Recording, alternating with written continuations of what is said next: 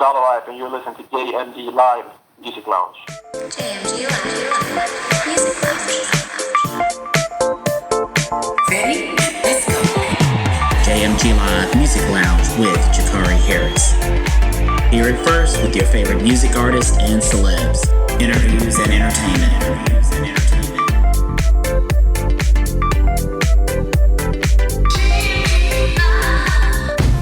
Welcome to the JMG Live Music Lounge. I'm your host, Jakari Harris, and today we have a special pre-show interview with the Swedish dance music duo Dada Life. The guys are known for their progressive house sound, and it was an interview that you don't want to miss. So turn up the podcast and let's go. JMG Live Music Lounge.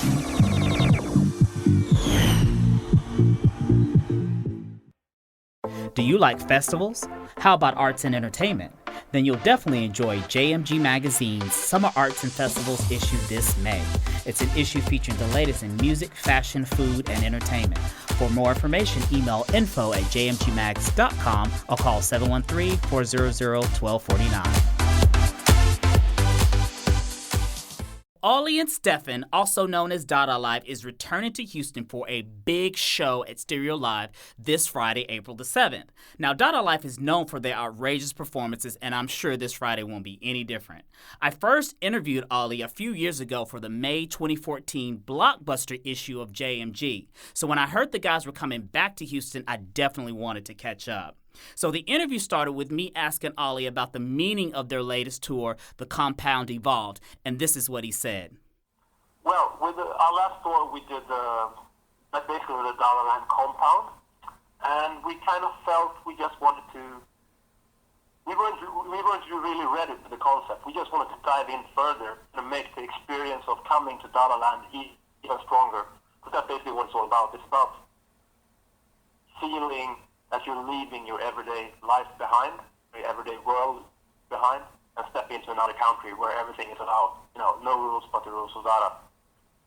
And in order to have the audience really experience that, we just wanted to make that experience stronger. So that is the Compound Evolved. Okay, and so you have only one stop in Texas, which is in Houston on April 7th at Stereo Live. What can fans expect from your show? Oh, that's a hard question to answer because we plan, as usual, I would say, we plan a lot of stuff that we want to, that's going to happen. But we're also really clumsy, so then we kind of fuck up. we kind of know how the show starts and sometimes how it ends. And in between, anything can happen. And that goes for us too. Is there a preview you could give us? Maybe a crazy light show or a special track or anything? Well, yeah, special track, definitely. We're going to, like, this tour, we've been in the studio. This is the first tour we do in a little while, in a few months. So one thing definitely people can expect is a lot of new music, because we've been in the studio working a lot. And right now we have songs with us that we basically, road test. We try them out and see how they work and, tweak them a little bit. So if you want to come to Dada Life show and hear there's a lot of new unreleased music, this is the one you should go to. Nice. And speaking of new music, you guys released a March 2017 mix right before Miami Music Week. How do you decide which tracks make the final cut for your mixes? We basically it's not that scientific, to be honest. It's just like what we're liking this month. Just tracks we've been trying out, tracks we're playing. But we also add like a few songs, always try to add a few songs that we maybe not play in our sets because they might be a little bit too soft. But we just like them. So it's basically just like, looking into what we like right now. And it can be famous DJs or it can be like a demo that someone sent us. Doesn't matter. Okay, well that makes sense.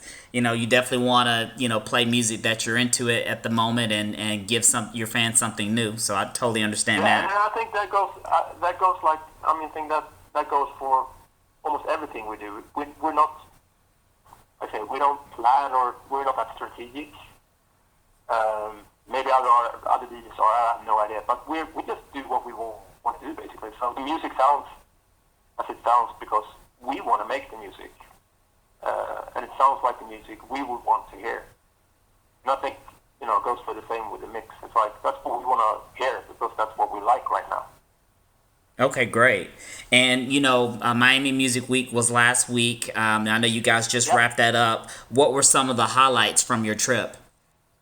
Oh, we were there so short. We were actually playing Thursday night, and then Friday morning we flew away to other shows. And then we came back for a pool party on Sunday. So we basically just saw our own shows, unfortunately.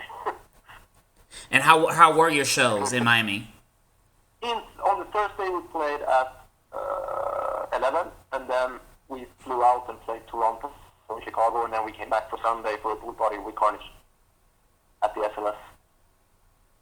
Yeah, the SLS is just a great hotel. They always have a lot of good events. So I kind of missed the whole, I missed the whole Miami experience of going around and, just hearing songs and meeting other DJs and all that stuff that you usually do. We just missed it because we had shows in Toronto and Chicago. So the last time I interviewed you in 2014, you guys had just kicked off the first DJ tour that traveled by hot air balloon. How was that experience? That's really cool. And now we're doing it every year. We call it The Voyage in California. It's in the San Bernardino region, like southern part of Los Angeles. And it's become like our biggest American show of the year. I think last year we had 15 to 20,000. I can't remember exactly. And, we're just making it bigger each year. And we're definitely coming back this year to summer or early fall. So how does that work, Ollie? Do you guys, rent a hot air balloon in one city and you take it to another, or is it just one city that you're out there? That was a mistake. No, that was the plan was to bring it to, the plan was to bring it to a new location each time. Unfortunately, that wasn't really manageable.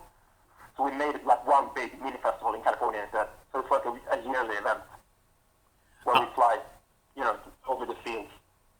Okay, that's cool. Yeah, that sounds like fun. And so, do you guys have any new? Which kind of tells a lot about how we work. We have these ideas that are, the ideas we aim for the sky, and then we have to bring it. Then we start talking to lawyers and managers and everything, and then we kind of have to bring it down to something that's actually manageable too. Yeah, taking a hot air balloon across America sounds like it could be a little complicated. And so, do you guys have any new releases coming out that we should be looking for? Yeah, all the music we've been making these last few months are going to be released.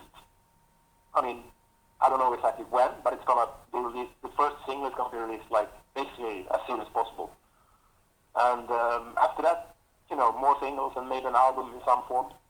So, yeah, we have a lot of music coming out. We also actually have, we have a plugin called the Sausage Factory that a lot of producers are using. And it's become really popular. And we said for almost 2 years that we're going to do a follow-up plugin.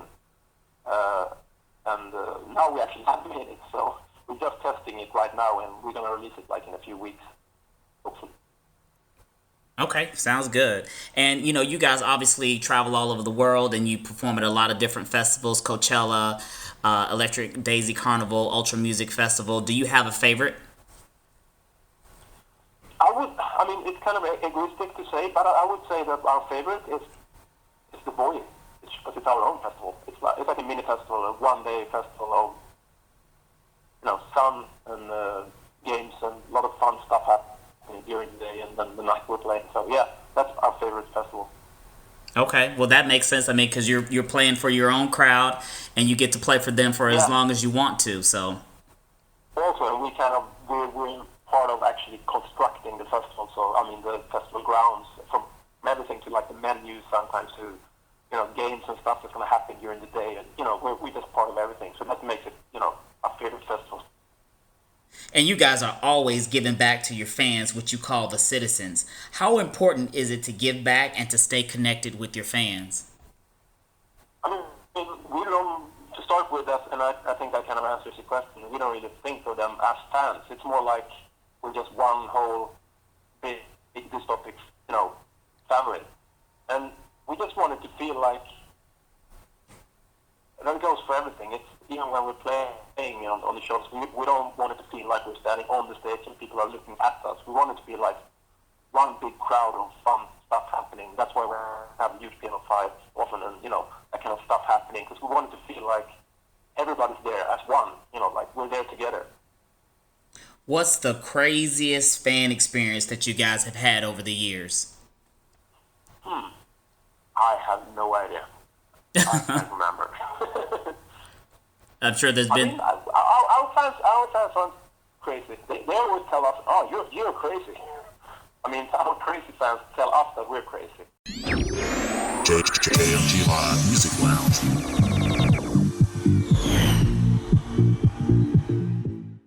Thanks for tuning in to the JMG Live Music Lounge. Be sure to follow me, your host, Jakari Harris, on Instagram and Twitter. And be sure to tune in every Friday for the latest episode. I'll see you next week.